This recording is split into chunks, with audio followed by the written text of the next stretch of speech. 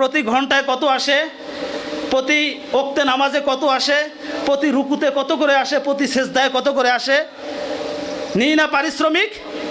নেই না? আমার রসুল কি পারিশ্রমিক নিয়েছিলেন? নিয়েছেন? আমার রসুল কি নিয়েছেন? আমার রসুল কালেমার দাওয়াত দিয়েছে, ইসলামের দাওয়াত দিয়েছে।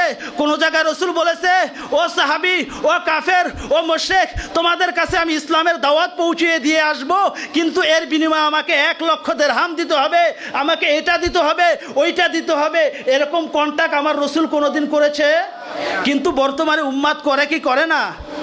অথচ আমার আল্লাহ বলেছে ইত্তাবিউ মা লা ইয়াসআলুকুম, সূরা ইয়াসিনের ভিতরে বাড়িতে যান, সূরা ইয়াসিন তো সবাই জানেন, সূরা ইয়াসিন 3 নম্বর পৃষ্ঠার ভিতরে এসেছে ইত্তাবিউ মা লা ইয়াসআলুকুম আজরান ওয়া হুম মুহতাদুন।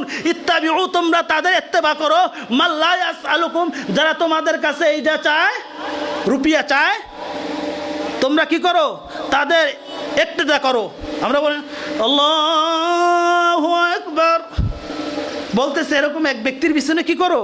ইক্তেদা করো, তাদের অনুসরণ করো, তাদের পথে চলো, তাদের মতে চলো। কিন্তু আজকে আমরা চলি কাদের পথে? যারা কন্ট্যাক্ট করে, 1.5 লাখ দিতে হবে, আকাশ পথে আমাকে নিয়ে আসতে হবে, আমাকে এইটা দিতে হবে, ওইটা দিতে হবে। আজকে আমরা তাদের অনুসরণ করি, ঠিক কি না? কিন্তু আরেকজন ওলি আপনাকে ফ্রিভাবে আল্লাহর গোলামি শিক্ষা দিতেছে, আপনাকে তাসকিয়া শিক্ষা দিতেছে, আপনাকে শরিয়াত শিক্ষা দিতেছে, মারেফত শিক্ষা দিতেছে। ওই ওলির কথা আমরা শুনি। যাই হোক ভাইয়ের আমার, তো বলতেছিলাম